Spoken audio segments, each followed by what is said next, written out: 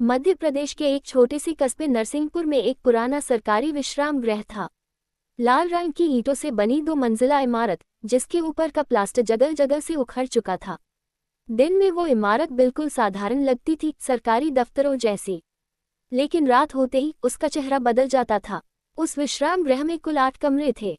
कमरा नंबर 1 से 6 और 8 तक हर महीने किसी न किसी अफसर, इंजीनियर, मास्टर या निरीक्षक को मिल जाते थे। पर कमरा नंबर 7, उस कमरे को लोग सिर्फ एक नाम से जानते थे। वो कमरा जहां कोई नहीं सोता। एक कस्बे की खामोश फुसफुसाहट। नरसिंहपुर छोटा कस्बा था। यहाँ की जिंदगी सधी हुई थी। सुबह चाय की दुकानों पर अखबार, दोपहर में सुस्त गलियां और रात होते ही जल्दी सन्नाटा। लेकिन इस कस्बे में एक बात हर कोई जानता था। सरकारी विश्राम गृह का कमरा नंबर 7।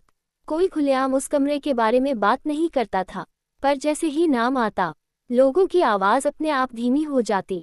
चाय वाले रामदीन ने एक दिन कहा था, साहब, दिन में वो कमरा कमरा लगता है, पर रात में वो कुछ और हो जाता है। 2 चौकीदार हकीम मियाँ। विश्राम गृह का चौकीदार था हकीम मियाँ। उम्र करीब 65 साल, चेहरे पर गहरी झुर्रियां और आंखों में अजीब सा डर। वो पिछले 30 साल से वही काम कर रहा था। जब भी कोई नया अफसर आता और पूछता, हकीम मियाँ, कमरा 7 खाली है, तो हकीम मियाँ का चेहरा बदल जाता।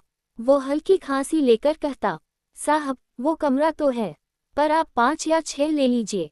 अगर कोई जिद करता, तो हकीम मियाँ बस इतना कहता, मैंने मना कर दिया था, बाकी आपकी मर्जी। 3 इंस्पेक्टर आदित्य सिंह का आगमन। एक बरसात की शाम, कस्बे में नए इंस्पेक्टर की पोस्टिंग हुई। नाम था आदित्य सिंह। उम्र 32 साल, तेज दिमाग और रहस्यों पर विश्वास न करने वाला इंसान। जब आदित्य विश्राम गृह पहुंचा, तो सारे कमरे भरे थे।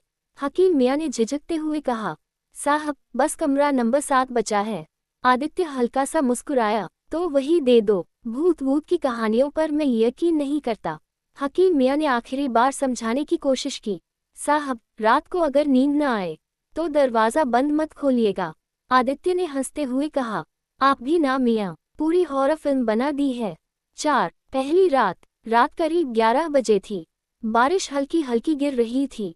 कमरा नंबर 7 दिखने में बिल्कुल सामान्य था। लकड़ी का पुराना पलंग, एक मेज और दीवार पर टंगा एक पीला सा बल्ब। आदित्य ने डायरी खोली और लिखने लगा।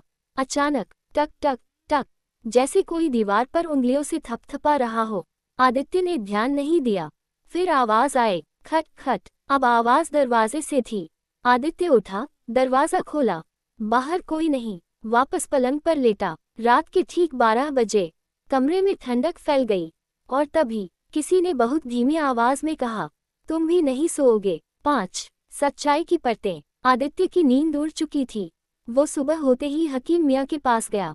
मियाँ, सच सच बताओ, इस कमरे में क्या हुआ था? हकीम मियाँ की आंखें भर आईं। उन्होंने बताया, 20 साल पहले इसी कमरे में एक युवा इंजीनियर रघुवीर वर्मा ठहरा था। वो ईमानदार था। उसने एक बड़े सरकारी घोटाले की फाइल तैयार की थी। उसी रात वो फाइल गायब हो गई और सुबह रघुवीर वर्मा की लाश इसी कमरे में मिली। सरकार ने कहा हार्ट अटैक, पर सच ये था, उसे चुप करा दिया गया था। 6 अधूरी नींद की आत्मा। कहा जाता है, रघुवीर की आत्मा आज भी उस कमरे में भटकती है। वो सो नहीं पाता, क्योंकि उसका सच आज तक सामने नहीं आया। जो भी उस कमरे में सोने की कोशिश करता है, उसे रघुवीर की आवाज सुनाई देती है। जब तक सच बाहर नहीं आएगा, कोई नहीं सोएगा। 7 आदित्य का फैसला। आदित्य सिंह डर गया था, पर उससे ज्यादा उसे गुस्सा आ रहा था। उसने ठान लिया, अगर सच दबाया गया है, तो मैं उसे बाहर लाऊंगा। आदित्य ने पुरानी फाइलें निकलवाईं, जांच शुरू की। कई दबाव आए, फोन कॉल आए, ज्यादा मत खोदो इंस्पेक्टर, पर आदित्य रुका नहीं। 8 आखिरी रात। जांच पूरी होने से एक रात पहले आदित्य फिर से कमरा नंबर 7 में सोया। रात 12 बजे, वही ठंडक, वही आवाज। तुम अलग हो, आदित्य ने कहा, मैं सच सामने लाने वाला हूँ। कमरे की हवा अचानक हल्की हो गई, जैसे किसी ने चैन की सांस ली हो।